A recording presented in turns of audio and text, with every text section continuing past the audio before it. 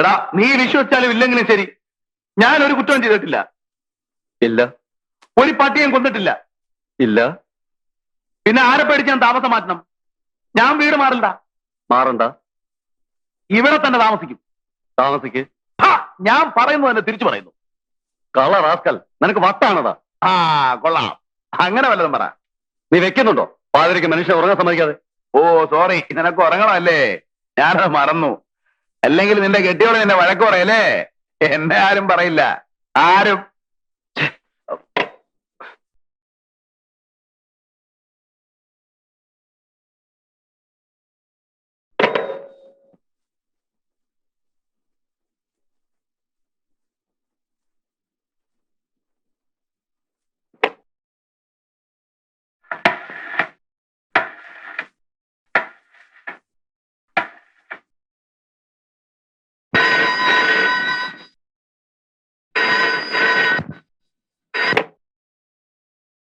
Hello, yes, ആരാ? നിന്റെ തന്ത. എന്തായി പറയുന്നത്? ഇപ്പോഴോ? ആരാ ചേച്ചി? അത് ജ്യോതി പോയി കിടന്നോളൂ. ഇവിടെ എന്താ കുഴപ്പം? എനിക്കറിയാം, ആ ഇല്ലത്തിന്റെ അടുത്തുള്ള വീടല്ലേ. ഞാൻ വരില്ല. ഇതിനേക്കാൾ നാറിയ തേർഡ് റേറ്റ് ലോഡ്ജ് മുറി തന്നെ ഞാൻ കൊണ്ടുപോയിട്ടുള്ളോടി. വേണ്ട, ഒരു എക്സ്ക്യൂസ് എനിക്ക് കേൾക്കണ്ട. എടി എനിക്ക് കേൾക്കണ്ടാന്ന്. മാറി.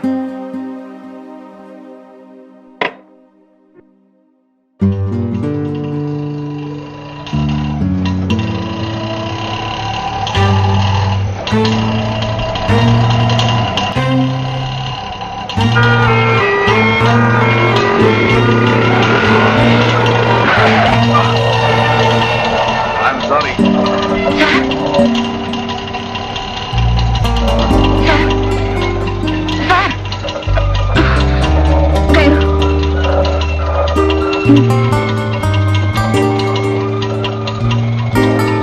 വണ്ടി വിടൂ.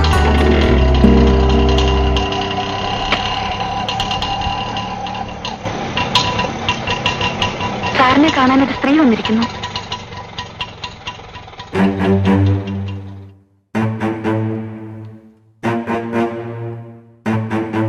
ഇതാണോ എന്നെ കാണാമെന്ന സ്ത്രീ? എങ്കിൽ ഇത് വെറും സ്ത്രീയല്ല. കോൺട്രാക്ടർ വിശ്വനാഥൻ മലയാളിയുടെ വേഗ മകൾ ഉഷ MA.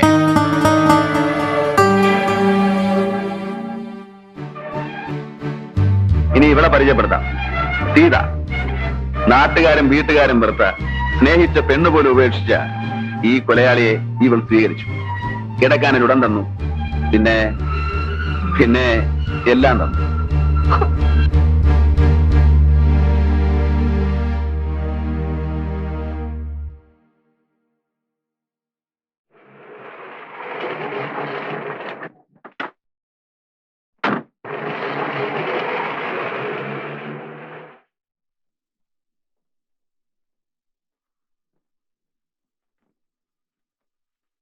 എന്തായി കാണിക്കുന്നത്? രാത്രി മുഴുവൻ കുടിച്ചുല്ലേ, ഉറങ്ങാതെ? ഉറങ്ങാനാടി നിന്നെ വിളിച്ചത്, എന്നെ ഉറക്കാൻ. വാ. വാതിലടിക്കണ്ടേ? വേണ്ട. പുറത്തൊരാളിരിക്കുന്നു.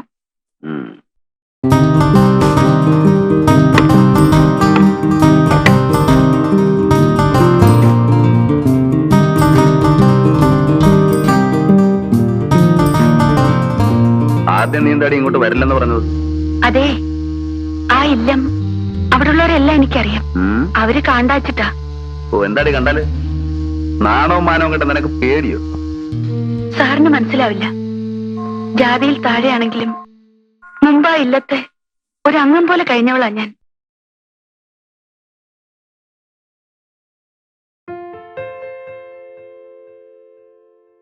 പാട്ടും കളിയും ശ്ലോകം ചൊല്ലലും എന്ത്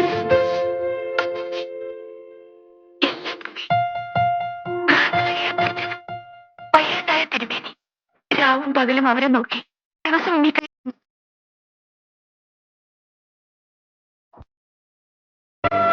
ഞാൻ മറക്കാൻ ശ്രമിക്കുന്നു.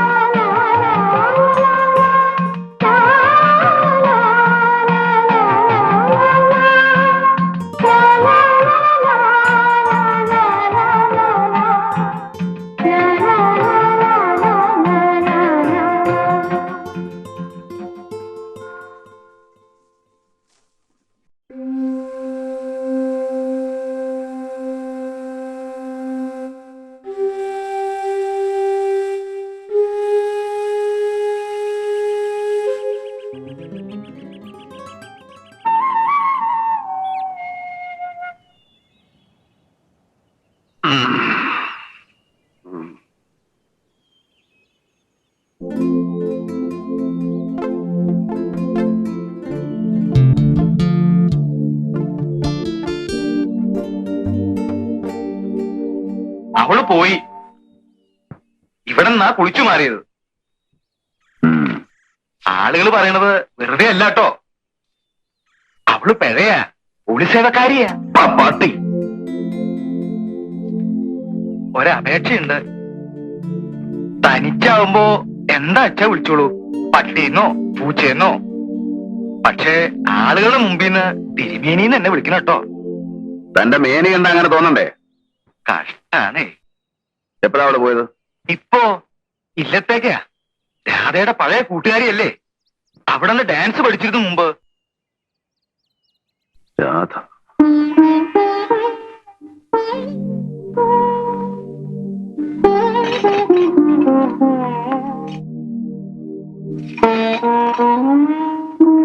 അമ്മ വല്ലാതെ ക്ഷീണിച്ചിരിക്കുന്നു. എന്താ ചെയ്യാ, ആശുപത്രി കൊണ്ടുപോയിട്ട് കാര്യമില്ല. അവർ തച്ച് കൊല്ലേ ഉള്ളൂ. എപ്പോഴെങ്കിലും ഒന്ന് അഴിച്ചുവിട്ടാൽ വെട്ടുകത്തി എടുത്ത് പുറത്തേക്ക് വിടും. കൊല്ലും കൊല്ലും എന്ന് പറഞ്ഞു. അച്ഛൻ തിരുമേനി എവിടെ? വക്കീലിനെ കാണാൻ പോയി. കഴിഞ്ഞില്ലേ കേസ്? ഇല്ല, ഇനിയും കോടതി ഉണ്ടല്ലോ. എന്റെ അനിയനെ കൊന്നവരെ അങ്ങനെ വിടില്ല, എല്ലാം വിറ്റ് നശിച്ചാലും. ആ അതിരിക്കട്ടെ, സീത ഉടനെ ഇത്ര കാലത്തെ? ഞാൻ അമ്പലത്തിൽ പോയിരുന്നു. ഇരിക്കെ, ഞാൻ കാപ്പി ഇട്ടുകൊണ്ട് വരാം. എനിക്കൊന്നും വേണ്ട. എത്ര കാലമായിട്ട് കണ്ടിട്ട്? ഞാൻ പെട്ടെന്ന് വരാം.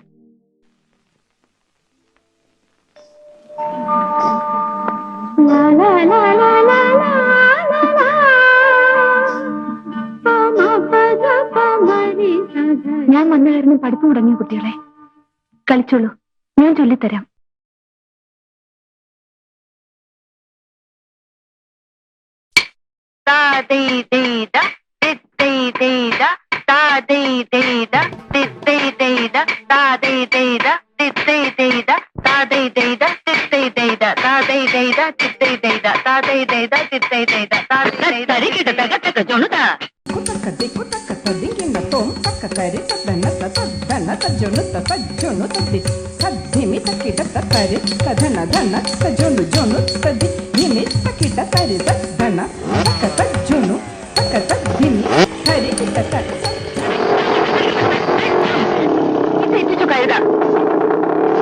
വായിക്ക്, ഇനി ഇവൻ കൊട്ടിയാൽ ശരിയാവില്ല. വന്നിരിക്കുന്ന കൂട്ടുകാരൻ ചെല്ല്.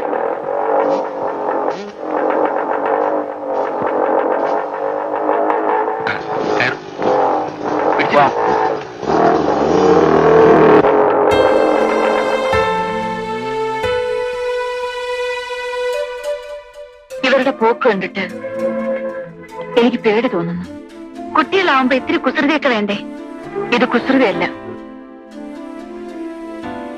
നീ കരയാണോ? വെറുതെ ഓരോന്ന് ഓർത്തിട്ടാ. അങ്ങനെ മറക്കാൻ പറ്റുമോ സീറ്റ്? എനിക്ക് എന്റെ ഉണ്ണിയെ, എന്റെ അനിയനെ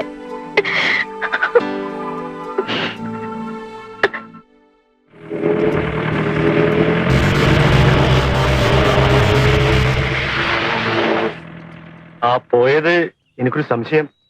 സംശയിക്കേണ്ട വാസു, ബലറാം സാർ തന്നെ. കരടി പിടിക്കുമോ നമ്മളെ?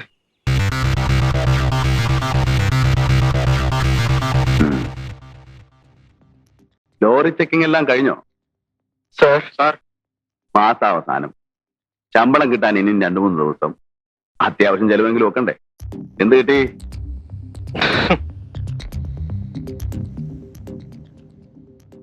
എന്താ തന്റെ പേര്? ഇനി അങ്ങനെ ചെയ്യില്ല സാർ. പേര് പറയണോ? വാസു. സംശയം വാസു എന്ന് ചിലർ. കൃഷ്ണൻ, ഉമ്മർ. അറിയാം, താനല്ലേ ഇവരെ അയച്ചത്. വാസുവിന് എത്ര കുട്ടികളുണ്ട്? 3, 4. അതിലും സംശയമാണോ? 3 പേര് പുറത്ത്, ഒരാള് ലോക്കപ്പിലാണ്. അപ്പൊ ചെലവ് കൂടും. കൈക്കൂലി വാങ്ങിക്കാതെ കിട്ടുന്ന ശമ്പളം കൊണ്ട് ഒരു പോലീസുകാരൻ ജീവിക്കാൻ സാധ്യമല്ല. എടോ, കൊള്ളയടിക്കണമെങ്കിൽ പഴയ കായങ്ങളും കൊച്ചുണ്ടി പോലെ വേണം. ഉള്ളവന്റെ കയ്യിൽ നിന്ന് പാവങ്ങളുടെ കീശ തപ്പരുത്. എടുത്തോ. സാർ, ഒരു സംശയം. സാറിന് ഇതിന് വല്ല ഷെയറും ചേർക്കുന്നു.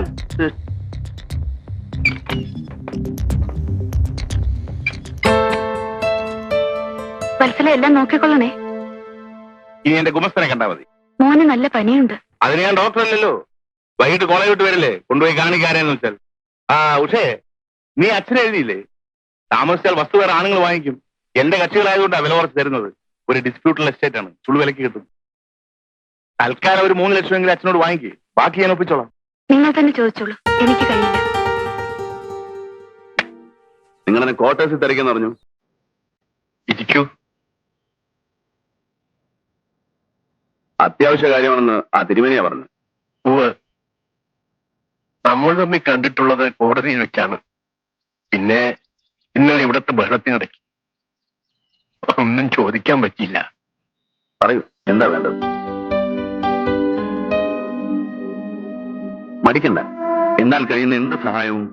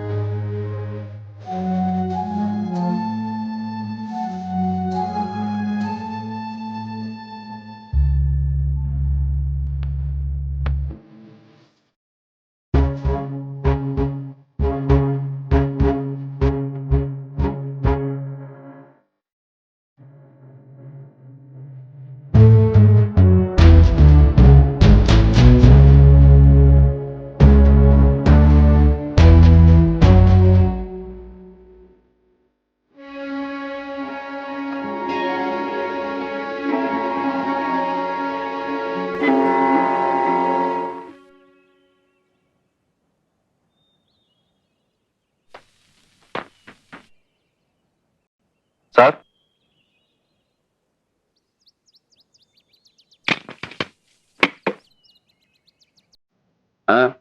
ഞാൻ ശ്രീനി. മനസ്സിലായി, വിപ്ലവ പാർട്ടി അല്ലേ? ഇരിക്കും. ഇപ്പോ സ്പെഷ്യൽ കറസ്പോണ്ടന്റ് ആണ്. പ്രതാപം കലാവാരികയുടെ. കലാവാരികയോ? കലയേക്കാൾ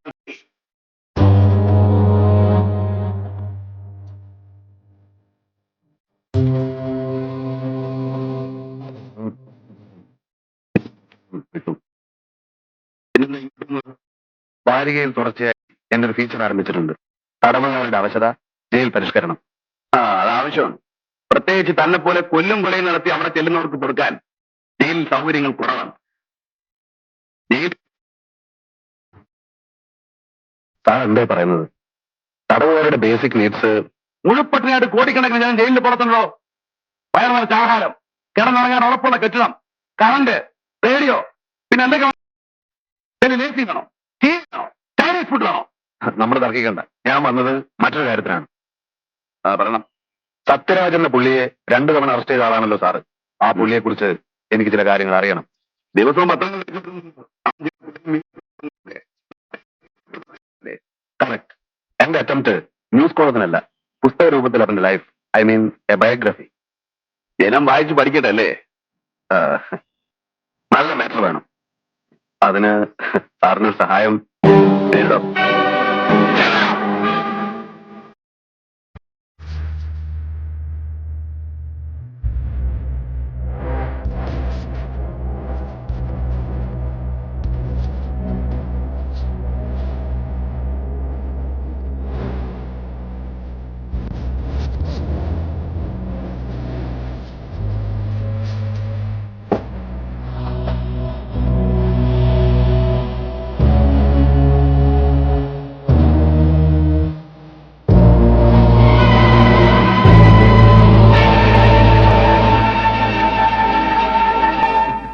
എന്തിനാടോ ആ പാവത്തിന്? തനിക്ക് വേറെ ഇരയൊന്നും കിട്ടിയില്ലേ? എനിക്കൊരു മറ്റേ വർത്താൻ പറയുന്നത്. പാവം കോളർ ആപ്പിൽ വന്നിരിക്കുന്നു.